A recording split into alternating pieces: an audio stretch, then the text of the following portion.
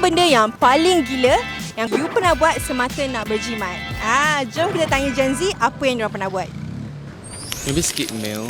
Saya makan 1 meal saja. Don't starve yourself. Every single day, I would only eat like bread from Lavender because the Grab fee is very expensive. So I just walk to school. So you save money dengan cara naik public transport. Yes. You skip meal tu you nak beli apa? I get one big purchase a month, and then for the rest of the time, I do my best to not have two small little purchases. Untuk dance class. Dia nak masuk dance class tapi dia tak makan, guys. I alas perut juga. Ramai gila sekarang yang starve themselves, yang makan sikit-sikit ni hanya untuk menyimpan. Sebenarnya ada banyak lagi cara untuk kita buat simpanan, nak simpan duit. Banyak lagi cara. Jangan pause spending. So lepas ni you makan Betul. Apa kata komen kat bawah macam mana menyimpan, okey?